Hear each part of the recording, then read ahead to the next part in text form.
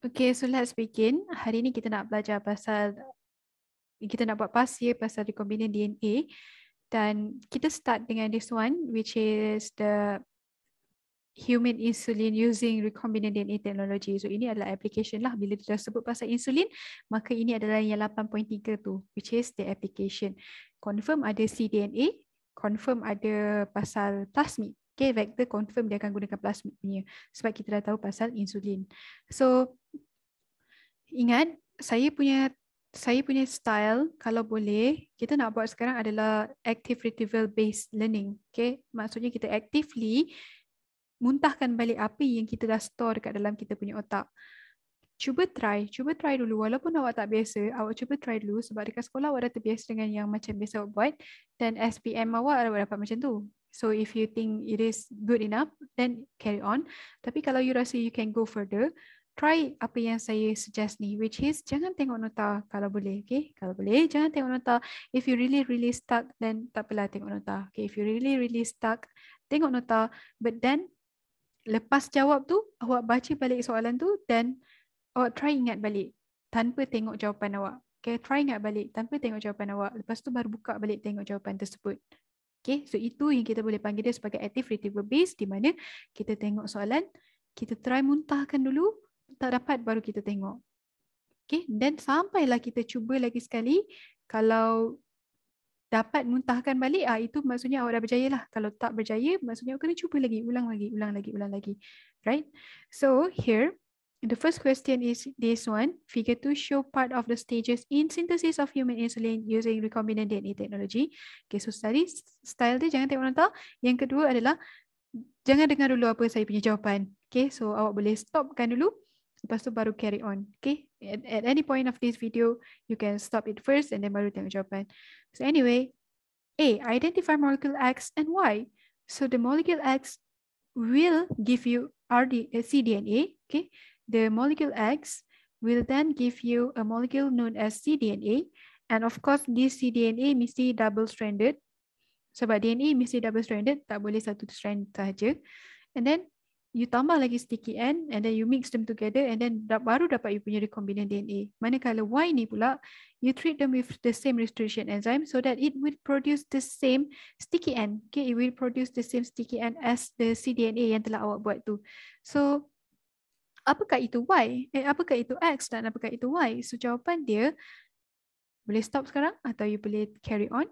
So jawapan untuk X adalah mRNA. Okay, mRNA. Macam mana saya tahu dia adalah mRNA? Sebab dekat sini dia disebut reverse transcriptase. It is an enzyme used to reverse transcription. Okay, an enzyme used untuk reversekan transcription kita. So daripada mRNA ni datangnya daripada DNA. Dan proses tersebut kita namakan dia sebagai transcription. So kalau kita nak tukar mRNA kepada DNA balik, kita gunakan proses reverse transcription. So I'm pretty sure X adalah mRNA. So, kita tengok apa jawapan X tadi. So jawapan X adalah mRNA. Jangan jawab RNA saja, sebab RNA ada 3. mRNA, rRNA dengan tRNA. So kena pilih salah satu yang mana satu. The one that we use gonna be the mRNA, the messenger RNA, the one that will be the coding sequence saja. Okay, the one that have the coding sequence saja. The coding sequence is known as exon. Okay, so now cDNA ni apa kebaikan dia? cDNA ni kebaikan dia cuma contain exon sajalah. They only have the part yang boleh express the insulin. Dia tak ada intron lagi dah, so dia tak perlu lagi nak the DNA tak perlu lagi berpenat-penat menghasilkan yang tak apa tu? Bukan DNA yang penat-penat. I mean ribosome tak perlu nak baca intron, and then dia terus baca exon saja. Dia tak perlu apa tu? Susah payah. Okay, ataupun ribosome ni memang tak baca pun dia intron, sebab kita dah ada post transcriptional process kan, dia potongkan dia intron tu. Cuma macam, yelah tak perlu lagi dah proses potong-potong ni. Okay, dah tak perlu lagi dah proses potong-potong ni. Dia terus dapat mRNA yang matang tanpa perlu buat the process of spliceosome tu. So next pula, apakah molekul Y? So molekul Y, disebabkan kita dah tahu kita nak buat human insulin ni, maka molekul Y would probably be the vector. Okay, vector yang Lebih spesifiknya dalam step ini ataupun dalam insulin ni adalah plasmid. Okay, so Y adalah plasmid. Next untuk B pula, what would be the consequence if reverse transcriptase or DNA polymerase are non-functional? Okay, so this is quite a good question. Dia tanya awak untuk analyze apa akan terjadi kalau reverse transcriptase tidak function. Okay, sebab dia kata or kan, kita discuss the first one first. Kalau reverse transcriptase tak function, apa yang akan terjadi? So this is my take. You boleh pause kan kalau you tak nak dengar dulu. Okay, so pause kan. So this is my take. Kalau reverse transcriptase tidak function, maka X yang mana adalah mRNA tidak akan dapat menghasilkan single-stranded cDNA. Jadi tidak dapat menghasilkan cDNA yang pertama tu, single strand of cDNA. Sebab walaupun kita dah ada mRNA sebagai template, tapi kita tiada barang yang boleh menjadikan cDNA tu. Okay, kita tiada the machine to make the cDNA. Sebab reverse transcriptase dia kata tak function. So that is my take, and then the answer here would be reverse transcriptase, reverse transcription does not occur. Macam tu pun awak dah dapat markah. Atau you boleh jawab macam saya tadi, no formation of single strand cDNA. Manakala soalan yang kedua, ini dapat satu markah je lah. Okay? Manakala soalan yang kedua dia tanya kalau DNA polymerase tidak terhasil. Okay? Tidak berjaya function. So kalau DNA polymerase tak berjaya function, DNA polymerase awak pernah jumpa dalam proses replication. So, kalau dia tak berjaya function, maka awak akan stick with single-stranded cDNA saja. Sedangkan semua DNA awak mesti wujud dalam keadaan double-stranded. Okay? So, when we add this DNA polymerase, kita akan gunakan single-stranded cDNA ni sebagai template pula. So, tadi template acuan kita gunakan mRNA dulu. Kita guna reverse transcriptase, kita dapatkan single-stranded cDNA. Lepas tu apa yang kita buat, kita akan buang mRNA ni dan kita gunakan single-stranded cDNA ni pula sebagai template untuk kita dapatkan double-stranded cDNA. Itulah gene of interest kita, di mana gene tersebut telah tiada intron. They only have exon saja. Itu kebaikan dia. So inilah function, inilah yang akan terjadi sekiranya DNA polymerase tidak function. So there will be no formation of double-stranded DNA, or the second strand of cDNA would not be synthesized. Right? C. Explain how sticky end are linked when cDNA and Y molecule are mixed. Okay, so dia nak cakap macam mana sticky end yang ini dan sticky end yang Y ni boleh link bila diorang mix together. Okay, so you must first tell about the sticky end itself. Does it adhere? Okay, does it adhere? Adhere ni melekat lah kan? So, adakah dia melekat? Kalau dia melekat, macam mana? So, we know that the sticky end actually disebabkan dia ada complementary bases, okay, yang terpisah. So, let's say saya guna eco R1. So, G, AA, TTC yang terpisah tu, manakala bawah ini adalah G. So ini pula kena baca terbalik, dekat sini adalah G. G dah ada dekat tepi ni kan? G dah ada dekat tepi sini. So sini adalah AA, TTC. So first kali awak kena bagi tahulah sifat dia orang ni, bila A bertemu dengan T, dia boleh buat 2 hydrogen bond. A dengan T boleh buat 2 hydrogen bond. So bila dia berlapik diorang, GAA-TTC, GAA-TTC. So dia akan buat hydrogen bond tu. Tapi diorang masih lagi belum totally melekat sama-sama tau. Dia masih lagi tak berapa functioning. Sebab kat sini ada gap. Nampak? Sini pun ada gap. So kita nak close the gap. Kita kena gunakan DNA ligase. So first thing first, you cakap hydrogen bond akan form. Okay, hydrogen bond akan form between the complementary bases. And then the second one, you kena cakap pasal DNA ligase. So DNA ligase kena bagi tahulah yang dia akan form phosphodiester bond. Okay, so dia akan form the phosphodiester bond. Barulah you dapat complete 2 markah. Next, state 1 benefit of insulin production using this method. So ni banyak. That's why kita minta awak belajar benda ni juga sebab it actually very a groundbreaking moment untuk sains lah yang dia sangat-sangat membantu kita daripada segi diabetes ni. So antaranya adalah dia cheap, okay, dia very cheap, you can buy it in bulk.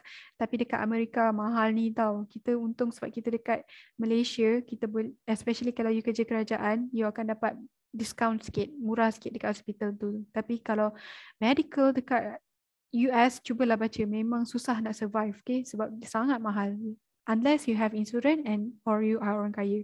So anyway, it is cheap even though dekat sana it is considered cheap, and then dia juga boleh dihasilkan dengan banyak. Okay, it can be amplified banyak-banyak sebab kita buat the recombinant DNA ni kan, kita dapat recombinant DNA, kita tahu dia ada origin of replication. Once you masukkan dalam host, dia boleh replicate banyak-banyak, and then dalam bakteria tu sendiri as the host itself, host sendiri boleh replicate banyak-banyak. Jadi dia terus hasilkan banyak gila lah, okay, dalam kuantiti yang banyak dalam masa yang singkat. So amplified banyak, and then also in term of ethic, dia adalah syariah compliance ataupun halal. Okay, sebab kita tak guna pig lagi dah, kita gunakan daripada human. And of course, the one thing yang paling important, the thing that triggered everyone to do this adalah sebab kita nak dapatkan daripada human insulin so that it will reduce allergy. Okay, it will reduce allergy. So mana satu daripada yang ini korang akan dapat markah lah. Safe ni pada saya tak berapa kuat lah. Yang kuat lagi adalah cheaper dengan compatible ataupun non allergic. That's why they are very safe. Okay. So soalan yang seterusnya, soalan kedua yang saya nak awak bersama-sama dengan saya, kita nak tengok salah satu tool daripada DNA recombinant. Okay. So kita nak tengok salah satu tool. So daripada sini awak boleh guess what tool this is. So what was it? Stop kan? Okay, kalau you dah ready, jawapan dia adalah restriction enzyme. So, dekat sini dia nak minta awak untuk bagi tahu apakah step A dan structure B. So, step A maksudnya nak minta awak bagi tahu dalam step recombinant DNA tu apakah dia. So, there are 5 steps. Isolation, cut, and then ada insertion, ada amplification, ada transformation and amplification, dan screening. So, the answer is cleave ataupun kita cut untuk step A.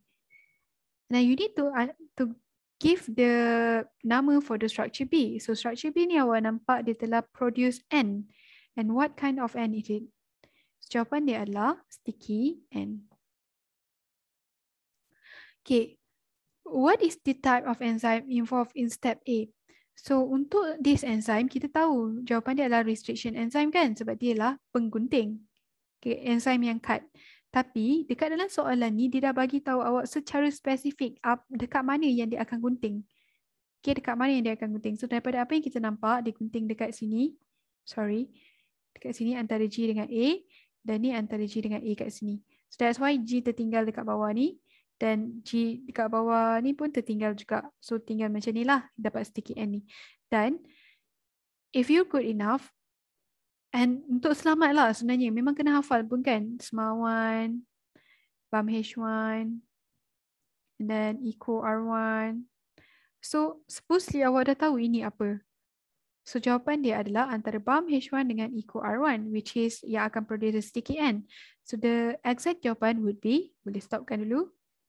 Kalau dah ready, jawapan dia adalah ECO R1.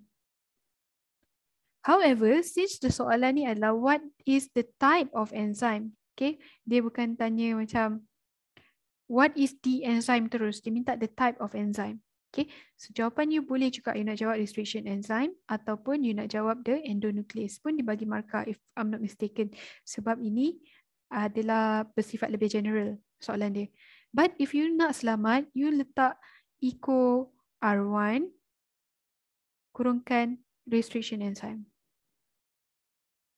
Nak selamat lah, okay? Nak lebih selamat. But if you jawab ECO R1, I'm pretty sure dah betul dah. Okay? So ini jawapan dia. See? Restriction enzyme dia bagi markah, endonuclease dia bagi markah, ECO R1 pun dia bagi markah.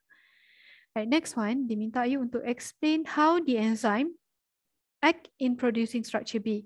4 markah. Sebanyak ni, bukan sikit. 4 markah. Jangan gelabah bila jumpa soalan macam ni. How, okay, so walaupun dikata how, you can always think about what, sebab 4 markah, what, when, where, who. Okay, what, when, where, who, and of course, how again. So, this enzyme will produce what? So, you boleh jawab sticky end. Okay, because kita dah nampak yang dia buat memang sticky end kan? So, when will it cut? When will it cut? Bila dia diletakkan lah. Okay, but where will it happen? So, you boleh bagi tahu pasal restriction site. And you boleh bagi tahu ciri restriction site tersebut juga. Okay, you boleh bagi tahu what kan? What is the restriction enzyme? So, boleh bagi tahu dia adalah specific restriction site. And then you boleh bagi tahu juga it have palindromic sequence and all. Right? So, who are going to cut there? Okay, who are going to be cut? So, who dengan how ni lebih kurang kot rasanya. Kalau who ni saya akan jawab macam dia akan cut at phosphodiester bond.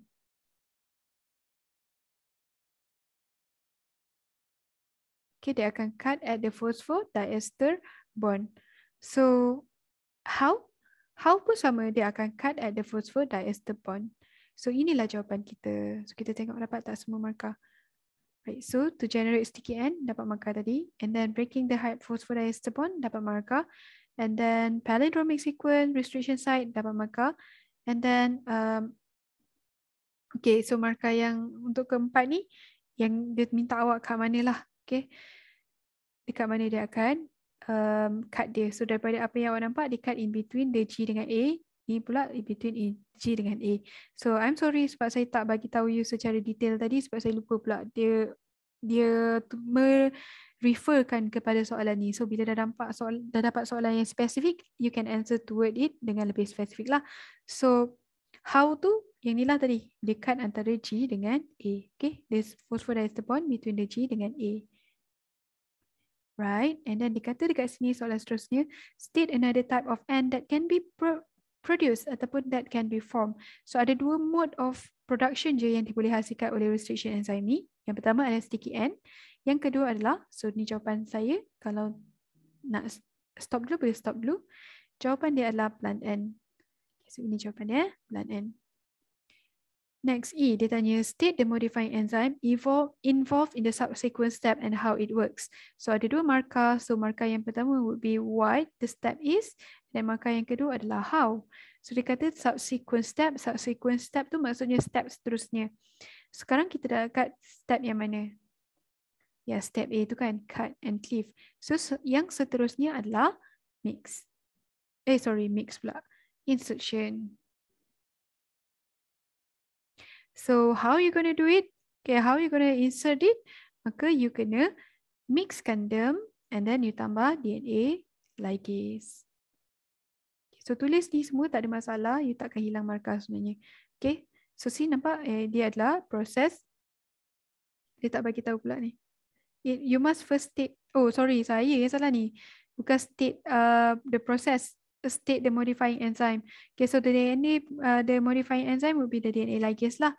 And then how dia adalah to form by forming the phosphodiester bond.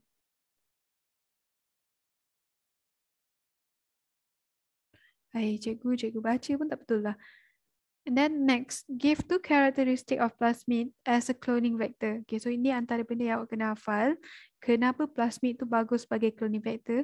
So bayangkan balik plasmid kita, dia ada bahagian ori, lepas tu dia ada bahagian leg sac, lepas tu dia ada ampicillin resistant, lepas tu dekat leg sac ni siap ada multiple cloning site lagi. Okay, ada tempat yang banyak ada restriction site. So you can choose any restriction enzyme to cut it supaya dia boleh compatible dengan awak punya target DNA. Okay, so inilah benda yang awak kena bagi tahu. MCS tu penting supaya the cloning vector must be able to accept foreign DNA. Okay, so itu satunya. So jawapan saya adalah it must be able to accept foreign DNA atau gene of interest. By inserting in the multiple cloning site. Okay, bila kita kita pecahkan multiple cloning site tu, kita potong kat situ, kita boleh masukkan DNA. So maka dia adalah vektor yang baik. Yang kedua, boleh juga cerita pasal ni Lexac, ampicillin resistant kan. So dia orang adalah good genetic marker. Genetic marker. Dan yang ketiga, you can talk about the ORI, which is dia akan replicate independently.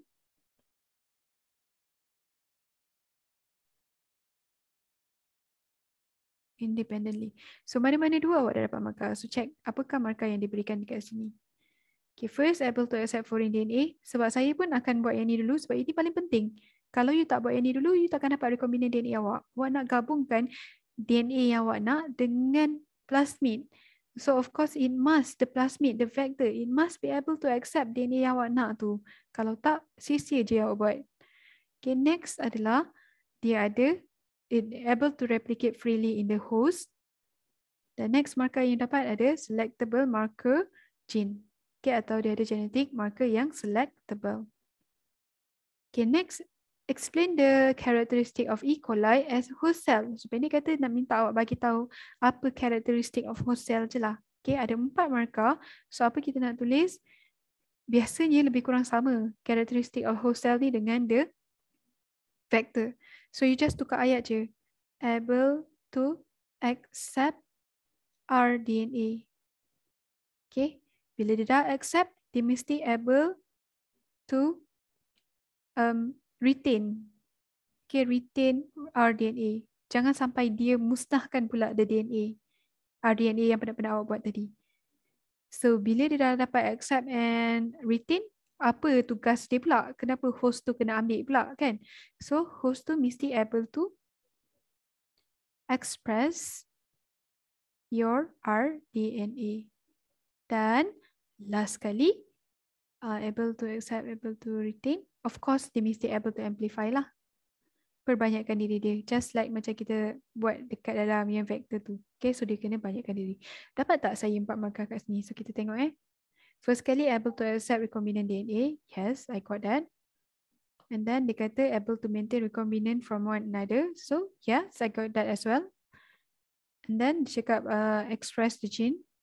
Okay, ni yang penting lah kan. Dia mesti accept, dia mesti boleh bela that gene and then boleh produce that gene, express the gene.